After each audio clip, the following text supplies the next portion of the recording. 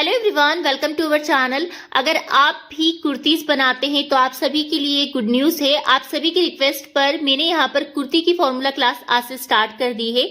आज हमारी कुर्ती की फॉर्मूला क्लास 1 है। स्टेप बाय स्टेप जैसे कि हमने ब्लाउज की फॉर्मूला क्लास देखी है, ऐसे ही मैं आपको कुर्ती के सारे फॉर्मूलेस दूंगी। कुर्ती की फॉर्मूला क्लास 1 में हम शोल्डर्स के बारे में जानेंगे। अब देखिए, शोल्डर जो होता है वो कुर्ती के ऊपर डिपेंड करता है। शोल्डर जो होता है वो अलग अलग तरीके से लिया जाता है। अगर आप डीप नेक ले रहे हैं तो उसमें शोल्डर का फॉर्मूला अलग होगा। अगर आप बॉट नेक कुर्ती बना रहे हैं तो शोल्डर का फॉर्मूला अलग होगा, और कॉलर कुर्ती बना रहे हैं तो शोल्डर का फॉर्मूला अलग होगा। तो यहाँ पर मैं आपको सभी तरह की कुर्ती में शोल्डर का फॉर्मूला बताने वाली हूँ। बस वीडियो कंप्लीट देखिएगा तो आपको कोई भी क्वेरी या क्वेश्चन नहीं रहेगा। तो चलिए शुरू करते हैं।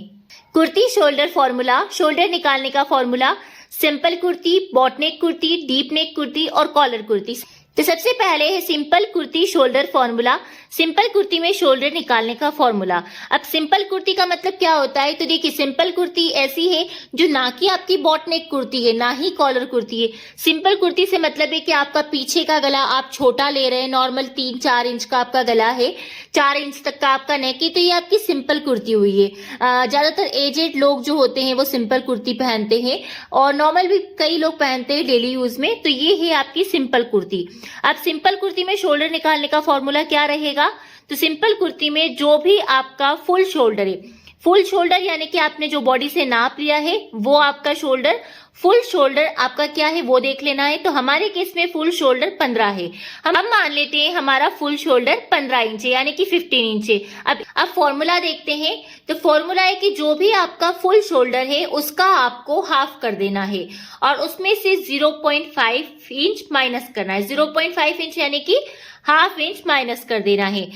जैसे कि हमारा शोल्डर है 15 यानी कि 15, तो 15 का हमने हाफ निकाला, आधा किया, तो हमारे पास कितना आया? 7.5 यानी कि 7.5 इंच।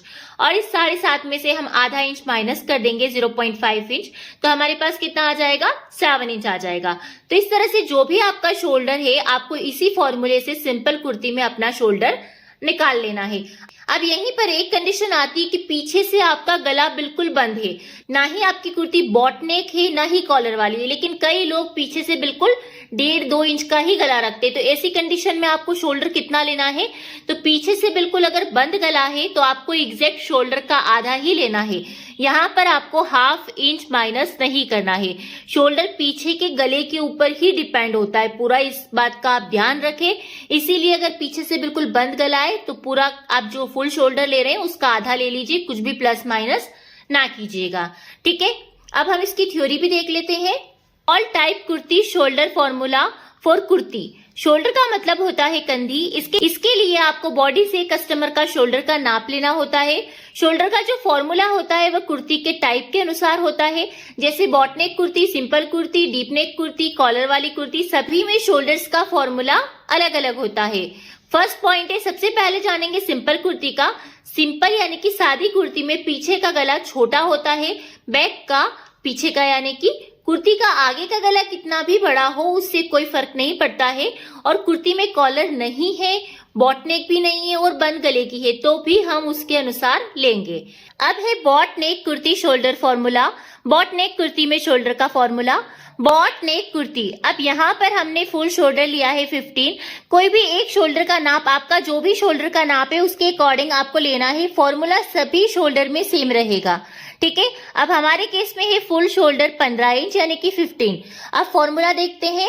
फुल शोल्डर का हाफ यानी कि आधा, है ना? तो जो भी आपका शोल्डर है उसका हाफ कर लीजिए आप एग्जैक्ट। जैसे कि 15 है तो हमने आधा किया तो 7.5 आ गया। कुछ भी प्लस नहीं करना है, कुछ भी माइनस नहीं करना है।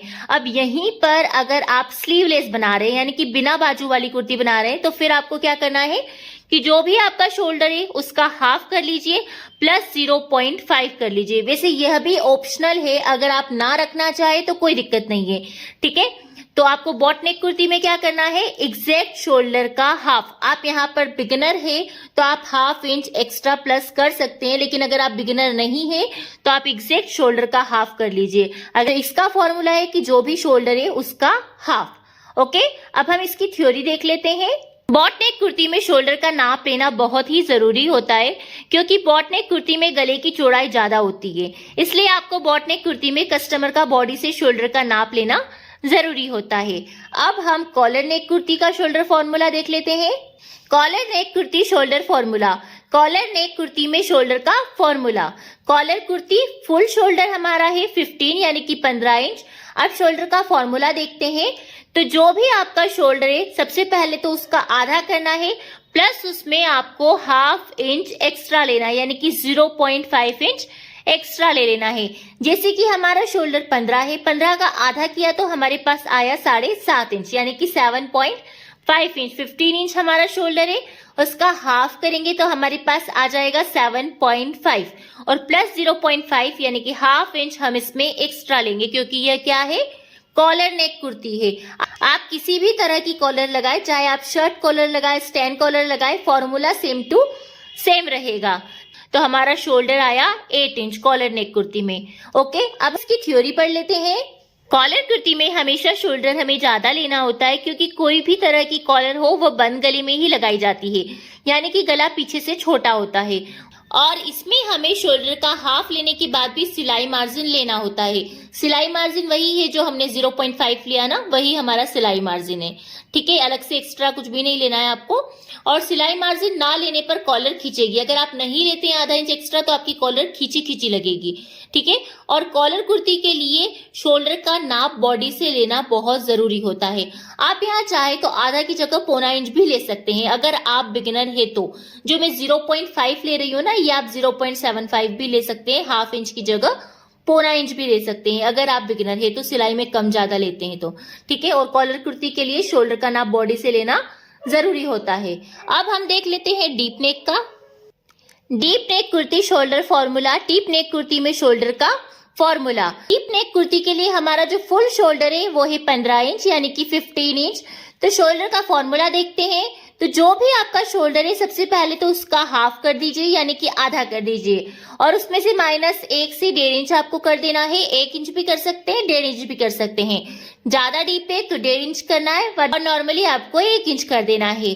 अब जैसे कि हमारा शोल्डर 15 इंच है यानी कि 15 है, उसका हाफ करेंगे तो 7.5 आ जाएगा, यानी कि 7.5 इंच। और इस 7.5 में से आपको 1 से 1.5 इंच माइनस कर देना है according neck length, back neck length. Okay, इस बात का ध्यान रहे। फ्रंट नेक लेंथ का कोई इफेक्ट नहीं पड़ता है, बैक में जितना डीप होता है उसके अकॉर्डिंग ही इफेक्ट आपका आता है शोल्डर पर। ठीक है, तो 7.5 में से हम 1 से 1.5 इंच माइनस कर देंगे तो 6 या 6.5 आ जाएगा। तो हमारा शोल्डर क्या रहेगा, 6 या 6.5 इंच। तो आप इसका भी स्क्रीनशॉट ले सकते हैं कि जो भी शोल्डर का हाफ है उसमें से 1 से 1.5 इंच आपको माइनस कर देना। और यहाँ पर मैं डीप नेक का एक और तरीका भी आपको बता देती हूँ, साथ ही हम इसकी थ्योरी भी देख लेते हैं। डीप नेक कुर्ती में हमेशा हमें शोल्डर कम लेना होता है, क्योंकि पीछे का गला बड़ा होने पर खुलता है। तो जब भी आपकी कुर्ती का गला पीछे से 5.5-6 इंच खुले या 6 इंच से ज्यादा की लंबाई हो, तो आपको शोल्डर का आधा करके उसमें से 1 या 1.5 इंच कम कर देना है। या फिर ज्यादा डीप नेक कुर्ती होने पर आप ऐसा भी कर सकते हैं, 6 इंच आपको शोल्डर रख लेना है तो 6.5 आप आर्म होल रख लेंगे। और बहुत ही ज्यादा डीप है आपको 5.5 शोल्डर रखना है और 6 इंच आर्म होल रखना है। यहाँ पर ये हमारा पूरा फॉर्मूला कंप्लीट हो गया है कुर्ती के शोल्डर्स का। सो गाइस, ये थी मेरी कुर्ती की shoulder formula class 1। I hope ये फॉर्मूला क्लास आपको अच्छी लगी हो, और प्लीज इसे कंटिन्यू रखना है तो नीचे कमेंट सेक्शन में जरूर बताएं कमेंट करके। और वीडियो पसंद आई हो तो लाइक शेयर करिए, चैनल को सब्सक्राइब जरूर कीजिएगा। फिर मिलते हैं हम नेक्स्ट वीडियो में, तब तक के लिए bye bye and thanks for watching guys.